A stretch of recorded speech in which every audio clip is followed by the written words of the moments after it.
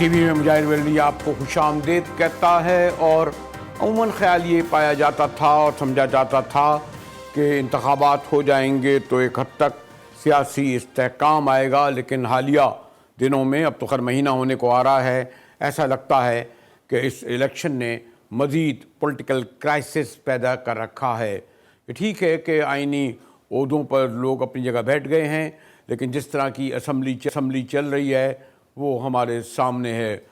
फिर चारों सूबों के दरमियान, ख़ास तौर पर केपी में जो वो बैठी हुई जमात के चीफ मिनिस्टर का रवैया, और अब देखें आईनी ओहदे भी हो रहे हैं, इसमें भी क्या मुस्तकबिल के असरात पड़ेंगे। हमारे साथ बहुत ही पीपल्स पार्टी के सीनियर सीजन रहनुमा, और एक अच्छी बात यह है कि माशाल्लाह जो कोई बड़ा फ्यूडल, कोई बहुत बड़े सनतकार नहीं, यानी एक जिसे मैं कहता हूँ एक पॉलिटिकल एक्टिविस्ट और वर्कर की हैसियत से माशाल्लाह चेयरमैन सेनेट के ओहदे पर पहुँचे, और पार्टी से वफादारी उनकी हमेशा रही। देखता हूँ इस असम्बली में भी, और पहली असम्बली में भी लोग आते जाते रहते हैं, लेकिन हमारे नैयर बुखारी साहब, और मेरे लिए इसलिए मुझे इनका शुक्रगुजार होता हूँ कि जब भी जहमत देता हूँ तो ये मेरे प्रोग्राम में शिरकत फरमाते हैं। शुक्रिया मोहतरम नैयर बुखारी साहब। शुक्रिया बरेलवी साहब। मैंने कहा कि पहले तो ये मैं ये बताता चलूँ कि आजकल सियासी वफादारियाँ जिस तरह तब्दील होती रही हैं, आपका कमिटमेंट पार्टी से कभी टूटा नहीं, बड़े ओहदे रहे पे रहे और या ओहदों पे नहीं भी रहे, और ये बड़ी बात होती है फ़ी ज़माना। तो मैंने कहा इसका जिक्र करने में कोई हर्ज नहीं होता स्क्रीन पर लाइव। चलिए साहब, बुखारी साहब, मुझे मैं ये मालूम करना चाह रहा था कि पहला मैं दूसरे सवाल पे की तरफ आ रहा था, लेकिन एक मोतबर इदारे ने, पिलडैट ने, जो इंटरनेशनली इस्टेब्लिश इदारा है इलेक्शन के हवाले से, उसका कहना है कि 2024 के इलेक्शन 2018 के इलेक्शन से ज़्यादा बदतर, ज़्यादा ख़राब, शफाफियत के तौर पर इंतहाई मशकूक थे। क्या कहेंगे बुखारी साहब? इसने तो पूरे इलेक्शन कमीशन को भी जवाब देना चाहिए, अदालत को भी नोटिस लेना चाहिए, या फिर कहने ये क्या क्या फ़र्क पड़ता है किसी इदारे की ऑब्जर्वेशन से? बुखारी साहब। शुक्रिया बरेलवी साहब। गुजारिश है कि ये इदारा जो पिलडैट है काफ़ी अरसे से 2002 से ऑनवर्ड ये काम कर रहा है, और स्ट्रेंथनिंग पार्लियामेंट्री डेमोक्रेसी पे इनका एक बिल्कुल रोल रहा, रोल है भी, और उनकी एक ऑब्जर्वेशन है, और प्राइमरीली वो ऑब्जर्वेशन जो है उसको रिस्पॉन्ड करना बुनियादी ज़िम्मेदारी इलेक्शन कमीशन ऑफ पाकिस्तान की है और केयर टेकर्स की है, क्योंकि इलेक्शन कंडक्ट करवाना ईसीपी का काम था और उनको फैसिलिटेट करना वो केयर टेकर गवर्नमेंट का था। अगर उनकी ये ऑब्जर्वेशन है तो उस पर बिल्कुल रिस्पॉन्ड करना चाहिए, और वो अकाउंटेबल है इस बात के। वो सिर्फ पिलडैट को अकाउंटेबल नहीं है बल्कि पूरी कौम को अकाउंटेबल है। आप ये देखें बरेलवी साहब के ये प्रॉमिस टू प्रॉमिस जो पोजीशन है ये वेरी करती है। केपीके की सूरत हाल सामने, पंजाब की सामने, सिंध की सामने, और सिमिलरली बलूचिस्तान की, तो ये from promise to promise election commission को रिस्पॉन्ड करना चाहिए। जो रिज़ल्ट्स हैं उस पर एक क्वेश्चन मार्क्स तो है पॉलिटिकल पार्टीज़ के, पाकिस्तान पीपल्स पार्टी को भी हैं। आप ये देखें कि out of 45 national assembly seats not possible कि 43 एक जमात को आप दे दें या इंडिपेंडेंस को दे दें आप, ये तो पॉसिबल नज़र नहीं आता, और कभी भी ये नहीं हुआ। इसी तरह जो कराची की सिचुएशन है वो भी आपके सामने है, उस पर भी बहुत सारे लोगों का कंसर्न भी है, और उस पर मौतर आप बलूचिस्तान को क्यों नज़रअंदाज कर रहे हैं? वहाँ जो आपको कहा जाता है हुकूमत दी गई, वहाँ जिस तरह आपके एमपीए लाए गए, और वहाँ मैं कह सकता हूँ कि बहुत सारे एमएनए आपके किस तरह कामयाब किए गए या करवाए गए, ये भी तो हुआ है ना। बेनिफिशरीज आप भी तो एक हद तक रहे ना बुखारी साहब। आपका मतलब है आपकी पार्टी, तो आपको रद्दमल का इजहार करना चाहिए। ज़रा मुझे अब जवाब अगर कंप्लीट करने दें फिर अगला सवाल भी मैं ले लेता हूँ। तो ऑब्वियसली जो पाकिस्तान पीपल्स पार्टी की परफॉर्मेंस है, हम समझते हैं हमारी सीट्स और ज़्यादा होनी चाहिए थी, और आप देख लें कि पाकिस्तान पीपल्स पार्टी के मुकाबले में सिंध में कौन सी पॉलिटिकल पार्टी जो थी उन्होंने कैंडिडेट्स फील्ड किए। मेरा ख्याल है जीडीए के इतने कैंडिडेट ही नहीं थे, एक जेयूआई ने कैंडिडेट फील्ड किए थे और उनका रिजल्ट्स भी डिफरेंस आप देख लें। बहुत सारे सवालात उठते हैं कराची पे, और सिर्फ कराची पे हमारा नहीं था, जमात इस्लामी का एक मौक़िफ़ है, पीटीआई का मौक़िफ़ है, कि एमक्यूएम का मौक़िफ़ है, पीपल्स पार्टी का वही मौक़िफ़ है। बहरसूरत पाकिस्तान पीपल्स पार्टी ने इन रिज़ल्ट्स को बिल्कुल विद कंसर्न एक्सेप्ट किया, सिर्फ सिस्टम की कंटिन्यूटी के लिए। पाकिस्तान पीपल्स पार्टी समझती है कि आज मुल्क इस बात का मुतहम्मल नहीं हो सकता कि आप फ्रेश इलेक्शंस की तरफ चले जाएं। किसी सियासी जमात के पास वो स्ट्रेंथ नहीं थी कि वो गवर्नमेंट फॉर्म करती, और अगर पाकिस्तान पीपल्स पार्टी जो सिंगल लार्जेस्ट पार्टी थी, उनके साथ तावन हमने किया कि हम इस पार्लिमानी निज़ाम को आगे लेके चलना चाहते हैं। हम चाहते हैं कि सिस्टम की कंटिन्यूटी रहे, हम चाहते हैं कि सिस्टम डीरेल ना हो। तो ये larger interest of the country, ये हमने एक्सेप्ट किया इन रिजल्ट्स को। बहरसूरत अब पॉलिटिकल पर्सनालिटीज़ की, पॉलिटिकल लीडरशिप की, पॉलिटिकल पार्टीज़ की जिम्मेदारी बनती है कि वो इस सिस्टम को आगे लेके चलें, रिफॉर्म्स लानी है, रिफॉर्म्स लेके आए। और आपने दुरुस्त फरमाया, मैं कराची की हद तक कह सकता हूँ, जिम्मेदारी से कह सकता हूँ कि जो 17 जिस पार्टी को नशिस्तें दी उसकी शायद एक चौथाई भी नशिस्तें नहीं हो, कराची का में शायद था। इसी तरह मैं बलूचिस्तान के बारे में बहुत कह सकता हूँ, और मैंने उसमें कहा कि आपके बहरहाल आप उसके बेनिफिशरीज हुए। इसलिए पिलडेट की रिपोर्ट पर पीपल्स पार्टी को भी रद्दमल का इजहार करना चाहिए, नून लीग को भी करना चाहिए, जो आपकी इत्तेहादी है और जिनको आप वज़ीर आज़म बना रहे हैं, आइनी ओहदे दे रहे हैं, और जिसके सब आप सदर ममलिकत का ओहदा संभालने जा रहे हैं। आपके ऊपर भी शफाफियत पर सवाल उठेगा ना कि एक ऐसी इलेक्शन जिस पर सवाल ये निशान है, उस इलेक्शन के तहत आप आइनी ओहदे ले रहे हैं, तो आपके आइनी ओहदे भी मशकूक हुए ना, शफाफ तो नहीं हुए। कतल नहीं, मशकूक नहीं होते। दुनिया में जहाँ जहाँ भी पार्लिमानी निज़ाम हुकूमत है, इलेक्शंस पे कंट्रोवर्सीज आती रही हैं, और इलेक्शंस करने के बाद बहरहाल पॉलिटिकल पार्टीज इलेक्शन रिजल्ट्स को एक्सेप्ट करती हैं और वे फॉरवर्ड ढूंढती हैं। आप बड़े सीनियर जर्नलिस्ट हैं, मुहिब वतन भी हैं, आप मुझे बताएं कि इस सिचुएशन में आप क्या समझते हैं कि क्या वे फॉरवर्ड है? वे फॉरवर्ड भी तो बताएं। वे फॉरवर्ड ये था कि जिस तरीके से उन नशिस्तों पर जिन पर कहा जाता है कि वो फॉर्म 45 और फॉर्म 37, अब तो वो बेचारा बनकावा वाला भी जानता है कि फॉर्म 45 क्या था, आम आदमी भी पहचान गया है, उनके ऊपर उन्हें फिर मखसूस नशिस्तें आप कैसे बांट देंगे? मखसूस नशिस्तें उन पार्टी का जिसका हक नहीं थी। आपका हक वही था ना, जहां आपकी कौमी असेंबली की नशिस्तें थी, आपने वो भी कबूल कर ली। आप बरेलवी साहब, आप क्वेश्चंस को मिक्सअप ना करें। आप देखिए, अगर फॉर्म 45 के हवाले से किसी फोरम पे वो गए हैं, किसी के एक मौक़िफ़ से, एक तो किसी को अनहर्ड तो कंडेम नहीं करना चाहिए। अगर एक का मौक़िफ़ है तो दूसरे का मौक़िफ़ भी सुने, और मौक़िफ़ कहाँ सुना जाएगा? मीडिया पे तो नहीं सुना जाएगा। वो जो फोरम्स हैं आइन और कानून के मुताबिक, उन फोरम्स पे चैलेंज किया जाए और वहाँ चैलेंज करें, वहाँ पे जो रिस्पॉन्डेंट होंगे वो रिस्पॉन्स भी करेंगे। ऑब्वियसली सिर्फ एक बने के कहने से आप उसकी बात को तस्लीम कर लें without any evidence, without any proof, तो ये भी कोई सेन और बात तो नहीं होगी, ये भी कोई दानिशमंदी की बात तो नहीं होगी। अगर इनका मौक़िफ़ है तो इसको इस्टेब्लिश करना पड़ेगा ना। अगर कोई इल्ज़ाम लगाता है किसी किस्म का भी, चाहे वो किसी जुर्म का इर्तिकाब हो, चाहे वो इलेक्शंस के हों, तो किसी फोरम के उसको इस्टेब्लिश तो करना पड़ता है। अगर आप सिर्फ ये कहेंगे मैं कह दूं और उस बात को तस्लीम कर दिए जाए, या ये मीडिया पे एक्सेप्ट हो जाए। आप 50 साल बाद मिला ना आपको इंसाफ जुल्फ़िकार अली भुट्टो साहब का। आप ये इंसाफ है कि 50 साल बाद आपके कायद को कहा गया कि फांसी गलत थी, अब आप ये कहने के साबित करो। उस वक्त जस्टिस अनवारुल हक ने और जिन लोगों ने सजाएं दी थी, उसके बाद वो केस क्यों नहीं खुला? आपके दौर भी थे। तो मैं ये जो आप जो कह रहे हैं ना कि मीडिया में बात नहीं होगी, तो हम मीडिया में सवाल करने का तो हक रखते हैं ना।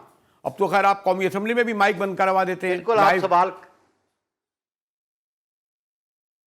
रेलवी साहब देखे ना, आप इस इलेक्शन को भुट्टो शहीद के ट्रायल के साथ कोई कंपैरिजन ना करें, समझिए। पहली बात तो ये है। और वो जिस फोरम पे ये रेफरेंस भी पाकिस्तान पीपल्स पार्टी ने भेजा, जनाब आसिफ अली जरदारी साहब जब सदर ममलिकत उन्होंने रेफरेंस भेजा और ओपिनियन सीख की, तो उस पर जब हम सदारत से हट गए तो इतना अरसा उसको टेकअप ही नहीं किया गया।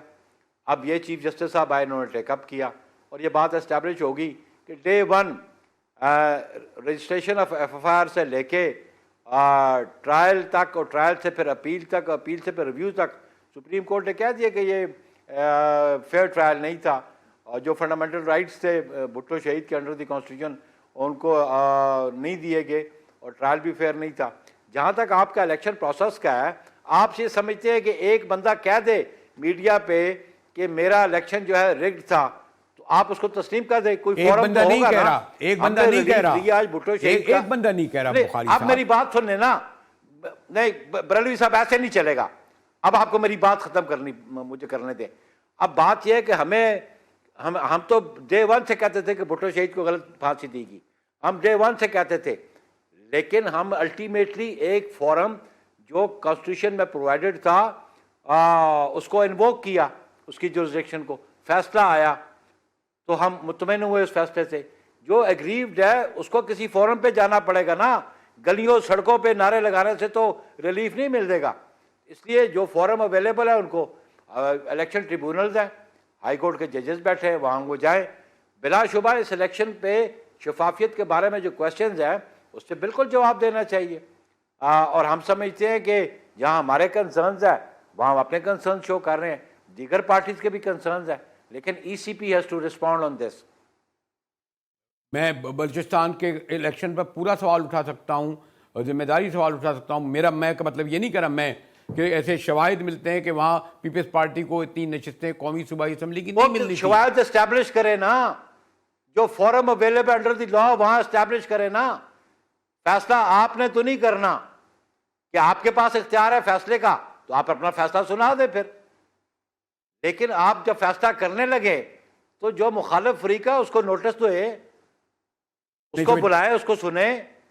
नहीं, ये आपका दुरुस्त है कि बिलावल साहब ने ऑन फ्लोर पर कहा है कि एक इलेक्शन ट्रिब्यूनल बनना चाहिए या कमीशन बनना चाहिए जो इस पूरे प्रोसेस को देखे, लेकिन गालिबन नून लीग उसको उस तरीके से साथ नहीं देगी या ना करने की नज़र आती है।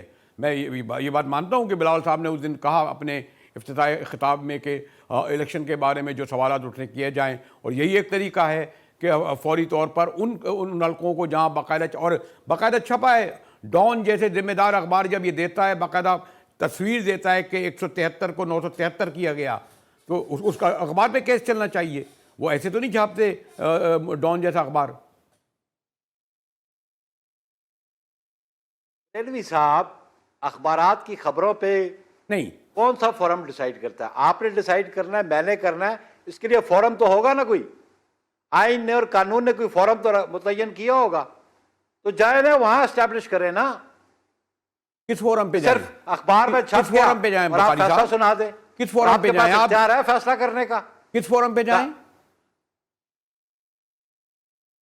जो इलेक्शन ट्रिब्यूनल जाए, वो इलेक्शन कमीशन के पास जाए, सुप्रीम कोर्ट के पास जाए, इलेक्शन कमीशन के पास जाए, जो खुद पार्टी है।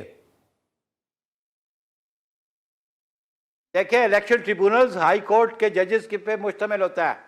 आप वहां जाएं, सुप्रीम कोर्ट में अगर जाना चाहते हैं तो सुओ मोटो की जुरिसडिक्शन उनके पास है, आर्टिकल जो 184(3) है उसमें चले जाएं। लेकिन आप मुझे ये बताएं कि अखबार की खबर पे आप फैसला करने का इख्तियार रखते हैं या आपके फैसले को कोई मानेगा? आइन जिसको इख्तियार देता है फैसला करने का, उस फोरम पे तो जाना चाहिए, वहां तो जाए आइन और कानून के मुताबिक।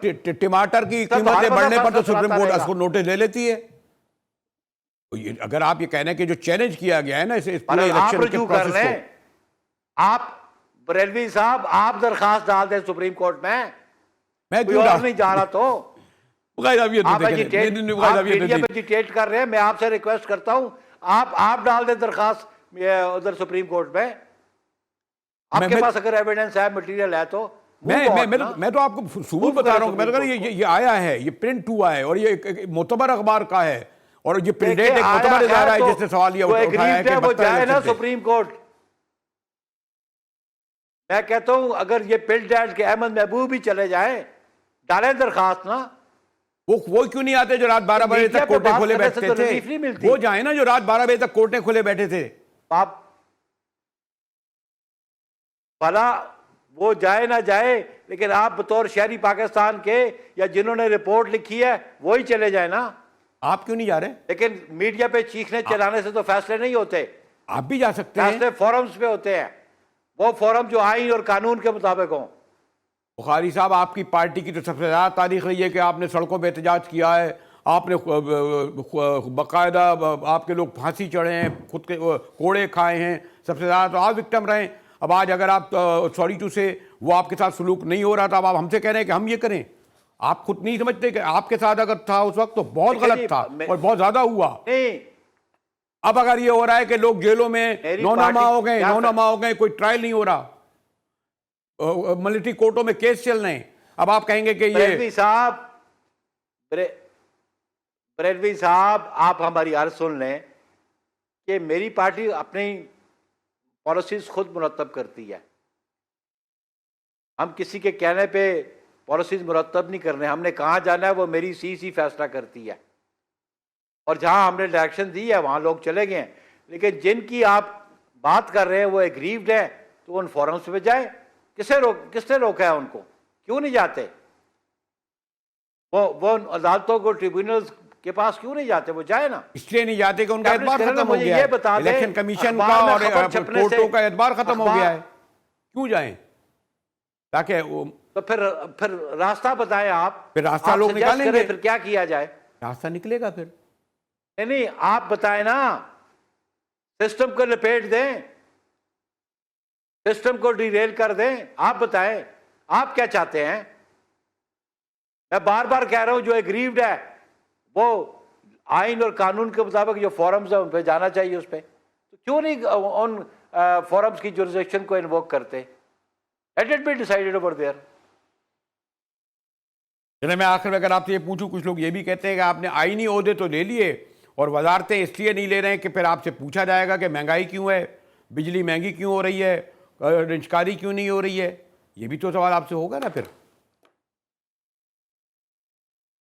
भला वो सवाल जब होगा तो उस वक्त हम जवाब दे देंगे। मैं सवाल अभी कर रहा हूं आपसे। लेकिन आप जो स्पेकुलेट करते हैं ना, नहीं मैं आज तो करता हूं ना, अभी महंगाई हुई तो नहीं, अभी तो गवर्नमेंट फंक्शनल ही नहीं हुई है, अभी तो कैबिनेट ही नहीं बनी है। आपके सवालात प्री मेच्योर है, कबल अज़ वक्त है, और फिर आप क्यों स्पेकुलेट करते हैं?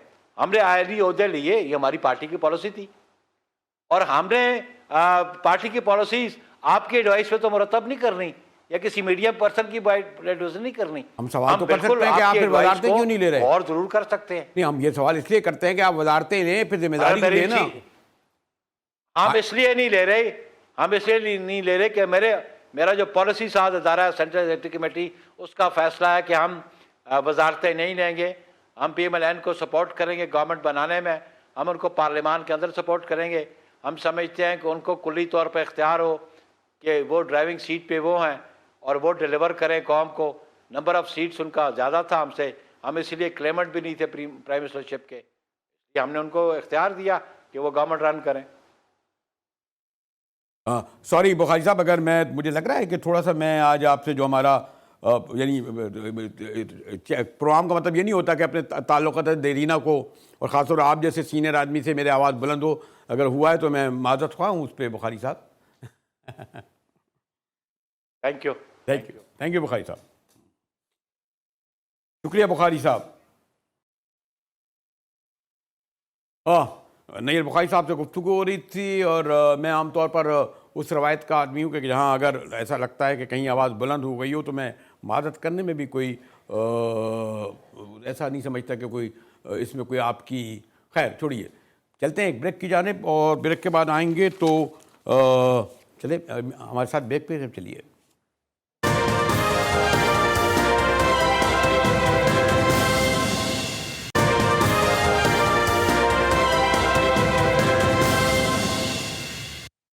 GTV में एक बार फिर मुजाहिद वली आपको खुशामदीद कहता है। ठीक है, इस्लामाबाद में तो खूब गर्मा गर्म माहौल है, लेकिन सिंध में भी कुछ कम नहीं कि आज कल बल्कि ख़बर आज छपी है कि MKM ने अपनी कमेटी डिज़ोल्व कर दी। नई कमेटी में देख रहा था कुछ नए नाम और कुछ ऐसे नाम जिनको होने थे वो मौजूद नहीं हैं। फिर गवर्नर साहब बड़े जो सरगर्म होते थे, एमकेएम के ब्याह पर मज़ाकरात करते थे, उनके बारे में वीडियो लीक हुई। और सिंध में तो कन्फ्रंटेशन का माहौल है, लेकिन कुछ ऐसा लगता है कि वफाक में क्योंकि नून लीग के नंबर पूरे हो चुके हैं, तो वो जो रोज़ फेरे हुआ करते थे कराची के, वो भी कम, और एमकेएम के लोगों की इस्लामाबाद में मुलाकातें कम। इस सारी सूरत पर ज़िले हैदर हमारे साथ है, सीनियर जर्नलिस्ट, बड़ी गहरी नज़र रखते हैं। जी ज़िले, एमकेएम को चौथी बड़ी जमात है अगर मैं गलत नहीं हूँ तो वफाक में, और सिंध में दूसरी बड़ी जमात, कौमी असम्बली में भी और सूबाई असम्बली में। लेकिन मैं देख रहा था कि कोई आइनी ओहदा नहीं मिल रहा, बल्कि सिंध में भी जो आइनी ओहदा उनके पास है यानी गवर्नर का, उस बारे में भी लगता है कि कुर्सी हिल रही है। तो क्या हो रहा है ज़िले हैदर? शुक्रिया मुजाहिद साहब। देखें, बिल्कुल आप सही कह रहे हैं कि वो वक्त जो है वो गुजर चुका है। वो आप इसको माजी का आप हिस्सा समझें कि जब तमाम हुकूमतें, चाहे वो वफाक की हों चाहे वो सिंध हुकूमत हो, ये तमाम के तमाम एमकेएम के मरकज़ में बनाई जाती थी अजीज़ाबाद में। अब वो वक्त गुजर चुका है, क्योंकि एमकेएम के कई धड़े हो चुके थे, लेकिन दोबारा से ये यकजा हुए हैं और इनको सीटें भी अभी मिली हैं। लेकिन उसके बावजूद अभी आपको पता है कि हाल ही में एक वीडियो लीक हुई थी, ऑडियो भी थी उसमें, जिसमें कहा गया था कि ख़ुद मुस्तफ़ा कमाल ने भी अपना एक ऑडियो बयान जारी किया था, जिसमें वीडियो बयान, और जिसमें उन्होंने कहा था कि हम जब वहाँ गए वफाक में तो नून लीग ने हमें लिफ्ट नहीं कराई और हमें अंदर भी नहीं आने दिया, हम ज़बरदस्ती दरवाज़ा खोल के जब अंदर गए हैं। अच्छा। और उन्होंने क्लियर कहा कि भाई अब आपकी ज़रूरत हमें नहीं है। दूसरी वजह यह है कि सिंध में क्योंकि इलेक्शन के दौरान भी पीपल्स पार्टी में और एमकेएम में काफ़ी क्लैशेस रहे हैं। एमकेएम दावा करती है कि उसके 6 कारकुनों को जो है वो कत्ल किया गया है, जो कि पीपल्स पार्टी के लोगों ने किया है, और उसकी एफआईआर भी वो डॉक्टर आसिम के खिलाफ कटवाना चाहते थे। तो एक जो फासला था वो तो इलेक्शन से पहले से उनके दरमियान मौजूद था। तो मुझे नहीं लगता, और असरात भी यही बता रहे हैं कि गवर्नर, जैसे पहले बातें की जा रही थी कि शायद यही गवर्नर जो है ये कंटिन्यू करेंगे, लेकिन अब ऐसा लगता नहीं है। दूसरी बात, वफाक की वजारतों की आपने की, तो वफाक में जो वजारतें थी, इब्तदाई तौर पे 4 वजारतें देने का वादा किया गया था इलेक्शन से कबल, लेकिन इलेक्शन के बाद सिनेरियो चेंज हुआ।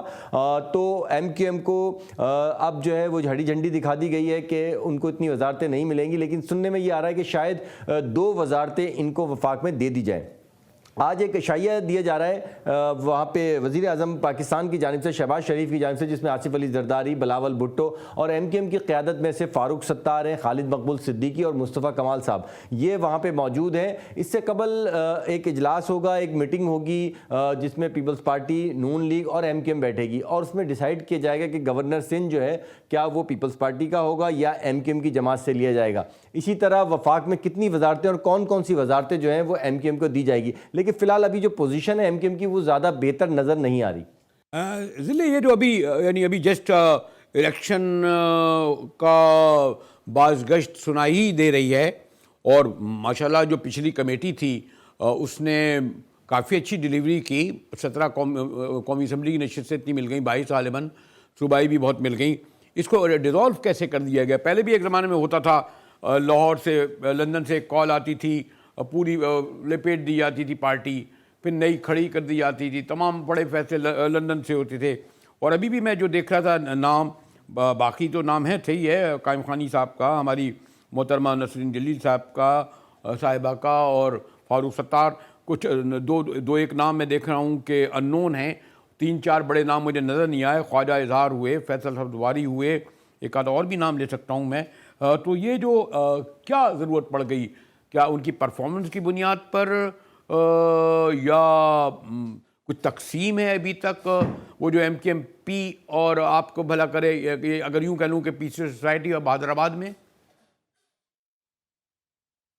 जी देखिए, पहले ये जैसा कि मैंने अभी आपको बताया कि पीएसपी और एमकेएम पाकिस्तान, ये 2 धड़े थे जो कि एक हुए हैं। इसके बाद अंदरूनी इख्तलाफात ज़ाहिर बात है हर पार्टी में होते हैं, और ये एक पार्टी और जमहूरियत का हिस्सा भी है इख्तलाफ होना, लेकिन ये पुरतशद्दुद की तरफ, वाक़यात की तरफ ना जाए तो बेहतर होता है। एक हसास इदारों ने एक रिपोर्ट जारी की जिसमें एमकेएम के अक़लियती रुकन जो थे, डॉक्टर मोहन, उनका बताया गया कि रॉ से उनके जो है मरासिम थे, उनके ताल्लुकात थे, उनके घर पे छापा मारा गया और वहाँ से कई अहम दस्तावेजात जो हैं वो मौसूल हुई एजेंसीज़ को। इसके अलावा उनकी जो फ़ोन कॉल्स रिकॉर्ड की गई, टेप की गई, उसमें भी जो वहाँ पे रॉ की जो सेक्रेटरी हैं उनसे उनकी फ़ोन कॉल से मतवातिर राब्ते भी किए गए, उनको 5 करोड़ रुपए भी दुबई में दिए गए। तो ये तमाम की तमाम चीज़ें सामने आने के बाद डॉक्टर मोहन को जो है वो हटा दिया गया पार्टी की ओहदे से। उसके फ़ौरन बाद जो है ये तहलील की गई। तो ये जो कमेटी बनाई गई है और जो पिछली राब्ता कमेटी तहलील की गई है, मुस्तफ़ा कमाल साहब का ये कहना है कि ये एक रूटीन का है कि इसमें अक्सर जब नए इलेक्शन, नई कैबिनेट बनाई जाती है तो पुरानी को तहलील कर दिया जाता है। तो हो सकता है ये बिल्कुल इनकी बात ये ठीक हो, लेकिन कुछ इस तरह की वाक़यात जो पे दर पे हुए हैं, ख़ास तौर पे टिकटों की मामलात में जब टिकटें दी गई एमकेएम की जानिब से, तो उसमें कुछ लोगों को के अख्तिलाफ जो है वो खुल के सामने आए। बताया ये जा रहा था कि दो धड़े हैं जिनकी वजह से अंदरूनी तौर पर काफ़ी अख्तिलाफ है, लेकिन जो पार्टी की क़यादत है, जैसे अनीस कायम खानी का नाम लें आप, या मुस्तफ़ा कमाल या फ़ारूक सत्तार या डॉक्टर खालिद मकबूल सिद्दीकी, तो इनमें आपस में अख्तिलाफ नहीं है। लेकिन अब ये चाहते हैं कि एक ऐसी कमेटी बनाई जाए जिसमें जो प्रीवियस पीएसपी थी उनके लोग भी शामिल हों और एमकेएम पाकिस्तान के लोग भी शामिल हों। और हमारे दिल्ली गवर्नर साहब का क्या होने जा रहा है? माशाल्लाह फ्रंट पर खेल रहे थे एमकेएम के बिहाफ पर, इस्लामाबाद में मुलाकातें कर रहे थे, गवर्नर हाउस को जो है वो बिल्कुल अवामी मरकज़ बना दिया था, और एक टेलीफोन कॉल पर उनकी वाबस्तगी और उनकी सब ख़त्म हो गई। तो उनका जाना क्या ठहर गया है? सुबह गए या शाम गए?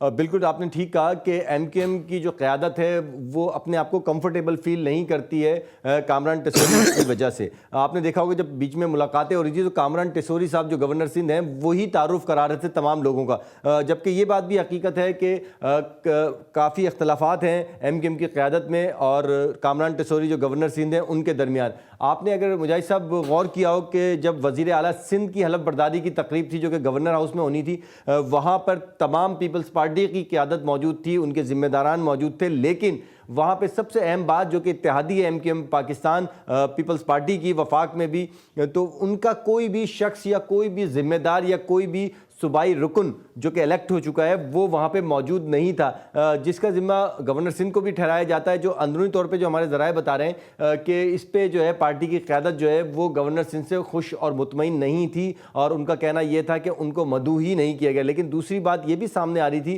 कि उनको मदऊ किया गया था, लेकिन वो खुद ही एमकेएम की क़यादत जो है वहाँ नहीं पहुँची है। लेकिन ये इख्तिलाफात जो हैं क्योंकि कामरान टेसोरी साहब जो है वो फारूक सत्तार साहब के ज़्यादा क्लोज है, जबकि मुस्तफ़ा शुक्रिया ज़िले हैदर। और अभी जब मैं गुफ्तगू कर रहा था ज़िले हैदर से सिंध की सूरत हाल पर, तो एक बड़ी ख़बर मुझे आ रही है कि सुप्रीम जुडिशल काउंसिल ने जस्टिस नकवी के बारे में एक बड़ा फ़ैसला किया है, जिस पर गुफ्तगू करेंगे एक ब्रेक के बाद। हमारे साथ रहिएगा।